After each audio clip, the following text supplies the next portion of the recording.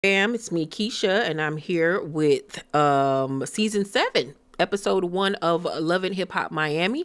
I don't know if you guys have heard, but this will be the final season.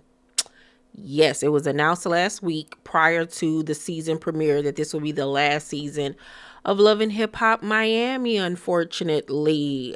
And it just moved over to BET. So it's like maybe they moved it over just so we could have a place for the last season. Maybe the last season had already been filmed. I don't know, but it's a wrap on Love and Hip Hop Miami. So now we only got Atlanta left. Atlanta is the one that has stood the test of time when all of the other franchises has gone away. I still hold out hope that one day Love and Hip Hop Hollywood will come back because that was my favorite out of all the franchises. But let's enjoy Miami while we still got them. So the episode began with Trick. He has redecorated his home that he has had now for over 20 years. And I didn't even realize that that's the same house that he showed on Cribs back in the early 2000s. So that's a good thing that, he purchased that house. He's kept that house in a really good shape. It was clean. It's nice. He purchased it. It's his. So he did good with that. Really good. But, it did need some renovations on the inside. It was a little outdated in certain areas. So I like what he did. It's cute for a guy. It's a bachelor's pad, but he has everybody over to see the house and he's cooked and everything. And, Trina and her husband come to celebrate. And they get to talking about Trick settling down with a woman. And he was like, he ain't trying to settle down with nobody. He trying to, okay? You ain't got to say too much from the look in your eyes. I can tell you wanna. And you ain't got to call me a boo just as bad as you wanna. I wanna too. No, no, no. Yeah, that's what type of time he on. But Trina wants him to settle down. Hot Topic talks to Trick and tells him that this chick by the name of Samantha want to talk to him. But Trick was like, nah, every time she come around, it's some foolishness. And I ain't got time for that right now. You know what I'm saying? Like, So I'm like, who is this Samantha girl that is an ex of his that Hot Topic know? Like, who is this chick? I was like, okay, I'm going to keep my eye out on it. So then we go to Amara, who's, I guess, filming like a commercial or something for her new perfume that she got coming out. Shout out to Amara. She stay getting the coin. Her audience over there in Mexico, Dominican Republic, or whatever is huge. She has a huge audience over there. She stay booked and busy. So, she got those people and her fans in America and wherever else that will possibly buy said perfume. I want to see her house. That's what I want to see, the update on her house. I wish Safari was still doing his YouTube channel because last year he was on it. He was on his YouTube channel and he had went over to Amada's house and she had started her renovations and it was looking really, really good. I don't know why Safari stopped doing YouTube. I don't know what Safari's doing right about now. I haven't really seen or heard from him. But Eliza visits her on set so they could talk about the beef that they had last season. And Eliza admits that she was being petty because she didn't like the fact that Amada was kicking it with her ops and that Amada didn't come to her launch party for, was it some lashes or something that she was putting out? I think, girl, some little defunct business that she probably ain't even really started up for real, child. So, Eliza apologizes for the shirt and the smack that she was talking about Amada and says that, she lost her baby at 13 weeks. But the explanation that she gave for said baby,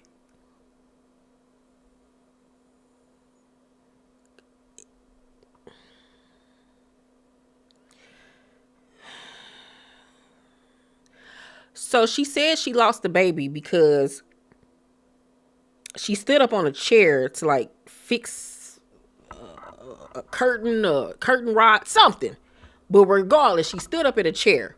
But why was said chair a swivel chair? And she fell. Now, I don't know what person that isn't even pregnant who would stand up to fix something in a swivel chair, unless you have a person that's standing right there holding the chair to make sure it doesn't turn or whatever. That's like the only reason why you would ever. Other than that, you wouldn't even comprehend to do such a thing unless you were a kid that didn't know no better. But who in her 40s, who is allegedly pregnant, would stand up in a swivel chair to fix something?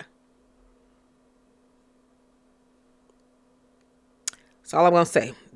This, y'all can read between the lines. Y'all can read between the lines. You know what I'm saying? Because it ain't all sounding kosher, but whatever. So they end up making up, and Amara asks that she talked to Shay too, because they're all going through things as women and moms and blah, blah, blah, blah, blah. So Amara says that she is also mad with Tip because Tip linked up with Alan's wife on some funny-ish on social media. So basically, she on that type of time that when she see Tip, it's up and it's stuck, right? I'm actually really excited to see the wife this season. I think that's going to be really cute. So then we got Michael Blackson, the comedian, actor, who has joined this season. And that's when you know, yeah, y'all getting canceled. Because what in the hell is Michael Blackson doing on here? This was Love and Hip Hop, not Love and Comedy. Like the Kings of Comedy. Like, what is going on? Why is Michael Blackson on here? His woman not in hip hop or nothing. Like, she ain't a hip hop makeup artist or a stylist or A&R. Like, she is none of those things. So why are they on this show? Why? It makes absolutely no sense. That's how you know the ship was sinking. But nonetheless, he's on the show. Him and Rada are still together. They're engaged. Even after doing couples therapy, where it was obvious they had no business being in a relationship. He ain't had no business being in a relationship with nobody, okay? Not even himself, child.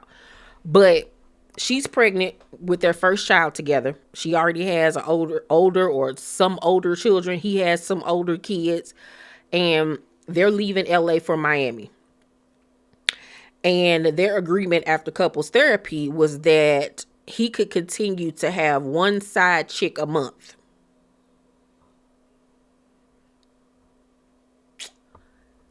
Because he just cannot keep his Peter Weeder to just one vagina hole. No, he has to, absolutely has to sleep with at least one person other than her a month.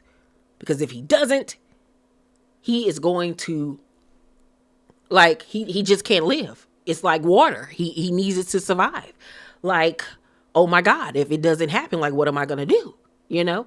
So she compromised and allowed him to have one chick a month. But now that she's about to pop out this baby, she's not too sure she likes that anymore, right? So while he's getting life prepared and ready in Miami, she's going to go to Arizona to be with her family and have the baby. And she gets to talking to him about how she's scared that he's going to leave her for somebody else. They haven't slept together in a long time. And she finally tells him that she wants him to stop effing other women. And he looking like, huh? What you say? Me no speak no English. Huh? What? Huh? What you say? Like, he looking at her like, have you lost your mind? Have you slipped on a banana peel? Like, where'd that come from? Like, I thought we had this discussion. Like, okay, it's the hormones talking. Like, okay, you dizzy. You're hungry. You're sleepy. What's going on? Like, morning sickness, afternoon sickness, life sickness. Like, what is going on? Like, he was looking like, girl, what? First of all, in my mind, and this is how I feel like men like that, these very hypersexual men who just sleep with any and everything moving, they just cannot keep their Peter Weeder in their pants for 5 seconds.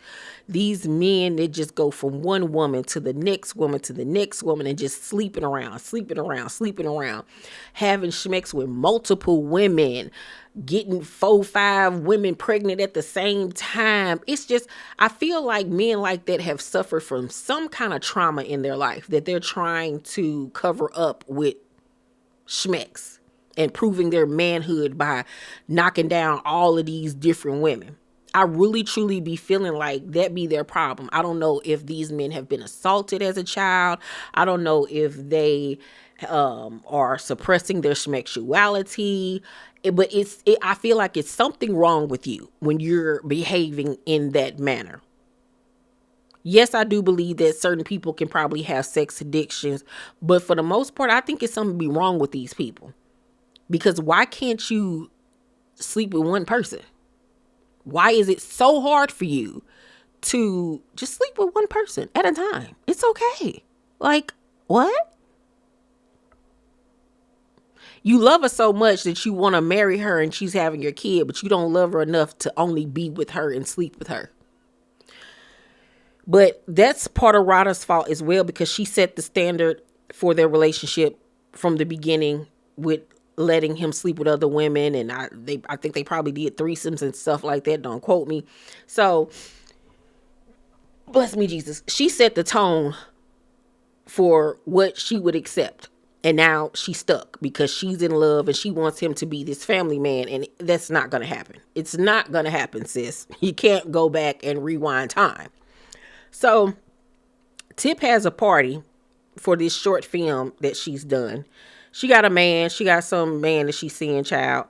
Bobby and one of the newbies on the show, a singer-songwriter by the name of Sanye, attend the party.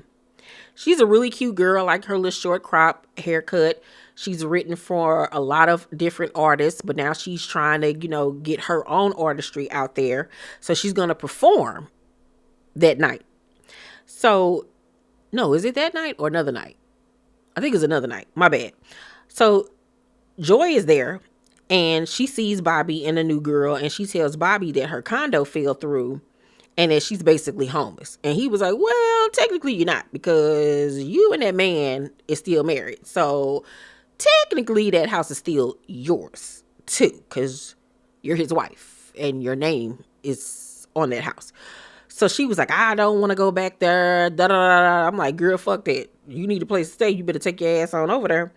So Bobby says that he's going to bring Amara to his hosting gig so she and Tip can talk. And Amara was like, okay, whatever. I guess we'll see. Whatever. So next thing we know, Joy is backing up the U-Haul to move in with Trick. And he like, girl, what is you doing here? I already got enough people living up in here. You cock blocking like, nah, Joy, you got to go, Joy. And Joy was like, Trick, it's only gonna be 3 weeks. Let me just come on over here. It's only gonna be 3 weeks. Now, mind you, he already got his son from a previous relationship there. And then the twins is there. So now it's gonna be 4 or 5. It's gonna be 5 people living in that house all together. He got a nice size house, but it ain't that huge. You know what I'm saying? So it was just funny to me that she had to move over there in that house with them. Like, that cracked me up because Trick was not having it at all. So we go back to Rada, who links up with Claudia, her bestie, and her other homegirls before she leaves to go to Arizona. And Claudia asks, does she trust Michael to stay faithful in Miami? Because she was like, that's a whole nother level of temptation when it comes to women. Like, Miami women are just like ruthless. So she was like, yeah, I trust him. He tells me that he wears condoms, when he has his one a month and da-da-da-da-da. And Claudia just looking at her like, po tink tink. So Claudia asks, is he using condoms? And she was like, yeah, he's using condoms. That's what he told me. So then Rada started crying because she's hurt that he can't stop seeing other women. Girl, you've been putting up with this for how many years? For how many? You thought a baby was going to make him magically say, yep, that vagina, I like that one the most. I'm not gonna even attempt to sleep with these other women. You know what I'm saying? Like, I want that porridge. He's Goldilocks. He wants that porridge. Girl, if it was that case, he would have been settled down with you. That baby in that ring is not changing anything. I think that she really souped herself up to think that him proposing to her and her getting pregnant was going to change things. And now she's seeing that she's stuck now. Now she's stuck with this baby that belongs to this man who she's in love with and wants to build a life with, who does not want those things technically with her without being able to have his cake and eat it too. So it's like, girl. So Claudia asks when she's going to put herself first. Like, you got to start taking care of you and that baby, because you starting all over again now. Like, you got to focus on you. And Rada was just kind of sitting there with the dumb face on, knowing that what her friends is telling her is right, but she's still stuck because she still care about this man and she still wanted to work. She ain't ready to throw in the towel yet. She ain't been hurt enough. She hasn't had her rock bottom moment yet with Michael. So Trick meets up with the lady, Samantha. Cute girl, cute woman. And we find out that they used to mess with each other back in the day. She's an ordained minister. And she says that, she sees him getting in a relationship. And she'll be the one.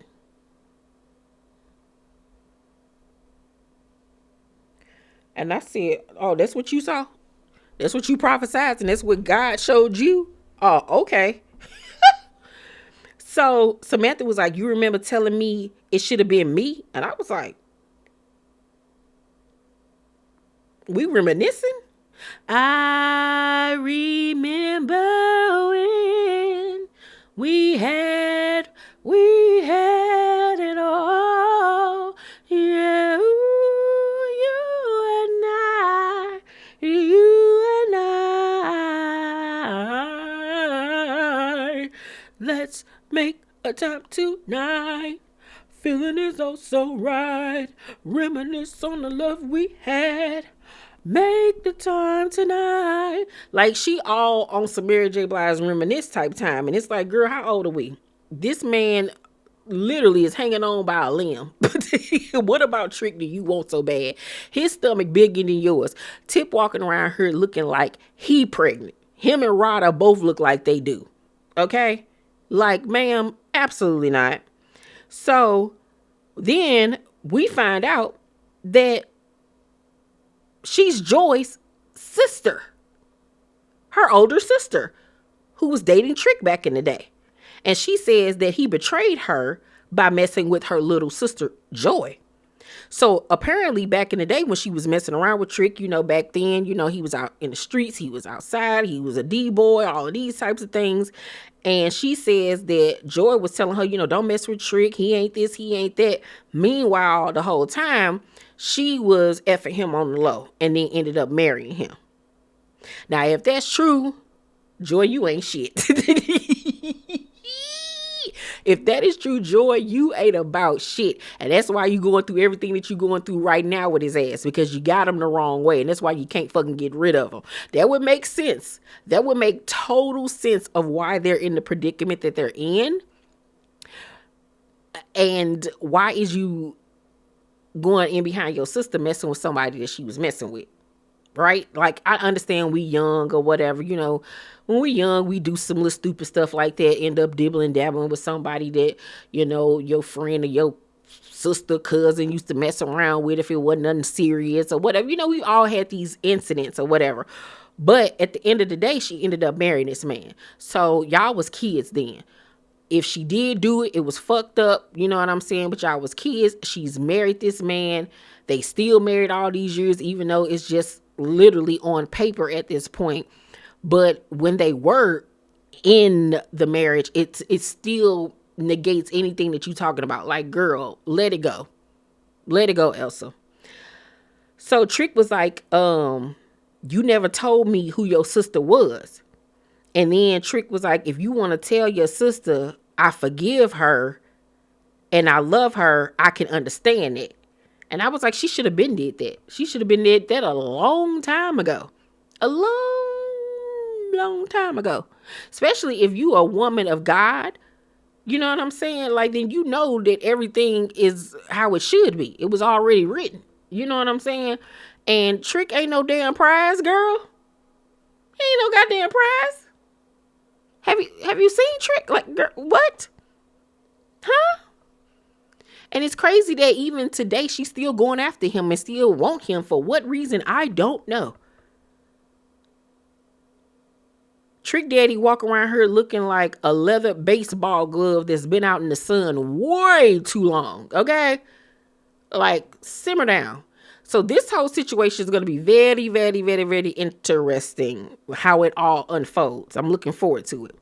So then Shay arrives at Bobby's hosting event and says that it is a wrap with Fabo. She is completely done. Now, we done been there, done that, heard that before. I'll believe it when I see it. Amara is there, and Bobby tells her the tip may be coming. And she's like, oh, Lord, here we go. So Bobby tells Shay that Eliza is coming. And now Shay like, oh, Lord, here we go. So Shay says that she went off on Eliza because she went to Amara and talked about her. So at this point, Eliza has came and her and Shay are talking. And Eliza says, I probably said some non-factual ish about you, but you said some ish about me. You know, a turkey baster wasn't used in order for her to get pregnant with the baby that she has with Future. Now, knowing what we know about Future will nut in a red plastic cup. He don't care where he nut at, okay? He don't care who his baby mama is, because at the end of the day, he ain't take care of the motherfuckers no way, except for maybe financially, because he legally has to. But other than that, he ain't spending no time with them kids, child. So, yeah, I can believe it that he nutted up in her. Ooh-wee. So, Eliza says that Shay talked about her daughter, Rain. And Shay was like, I did not talk about your daughter. She says that's not true. Shay is very hot. She is very angry. And so it gets to the point where she was like, look, we can talk, but let's just talk about this at another date and time, because like I'm about to pop off. So they end the conversation and Shay leaves. Tip arrives and says that she doesn't regret talking to Alan wife on social media. She was like, the wife came to me and said something to me on my post. True, very, very true. But at the end of the day, you didn't have to entertain it. You chose to. You knew what you was doing. You was being funny. Just cop to it. Own it. Okay? So when she sees Amara, she tries to hug her. And Amara was like, girl, we ain't doing it. Like, and I agree. Like, that's fake. That's fake. Like, don't see me and try to hug me. Like, get the fuck on somewhere. Like, please stop. So Tip says that she had Amara's back. And Amara says that I didn't ask you to have my back. Like, what? Like, make it make sense, ma'am. You acting like you doing me a favor. So Tip says that she let Alan drag her through the mud. And I was like, well, that's true. Because Amara is a fool. Then Tip was like, your daughters will see how weak you are. You a weak ass bitch. And I was like, ooh, whoa. And you know, Amara took that and ran with it. Don't talk about my daughter. She's not talking about your daughter. She's talking about you and your parenting. I hate when people try to take situations like that and then make it like somebody that says something negative about your daughters. No, she's saying something negative about you, bitch. Learn how to differentiate the two. So Amara throwing drinks and all of this type of stuff. And she then takes off her mic. No, I'm sorry. Amara then goes up on stage because the girl Sonya had been on there trying to perform, but they was making such a ruckus. So Amara takes her ass on that stage, takes the microphone from the Sonya girl and get to talking cash money shit. Saying that people need to mind their business and this, that, and the third. And I was like, first of all, you rude as fuck for just going up there and taking that girl mic while she was on stage performing. It was just doing way too much. And it was giving guilty like vibes. Like Yandy was trying to hide something. It was weird to me. It really honestly was. And I think that that situation could have been handled totally differently. Totally differently. Michael, then at the end of the episode, we see him knocking on this chick's door and she answers and it's his other boo thing, a girl by the name of Nadia, who is also pregnant by him. So now he got 2 babies on the way by two different women. And I don't know if both of them don't know about each other or just one of them don't know about the other. But it's so messy. It is so messy. Like, I was like, what? This is so stupid. This is so stupid on so many levels. Like, everybody need their butt whooped. Everybody. Okay? Everybody. Tip doing too much. It's like, you've been on this show for how many seasons, and all of a sudden now at the end you want to pipe up and have storylines. I need for you to have several. Do your little your shorts, your YouTube shorts, whatever you want to call them little videos you out here doing, girl. Do that. Be blessed and mind your business, okay? Because, like, stop. Nobody takes you seriously, Tip. Nobody. Because when Amara threw that drink on you, all you did was stand there. Because we already know you ain't got no squabbles. For real. And you just messy. And always complaining about something. But yeah, it was a decent season premiere episode. I'm excited to see like where this whole thing is gonna go and navigate. I'm gonna give the episode overall. Let's see. It was cute. Y'all let me know what y'all think about this week's episode. Please make sure to thumbs up this video, subscribe to my channel, and turn on your post notifications so you know my videos drop. I love you guys, and I will see you all on my next one. Bye.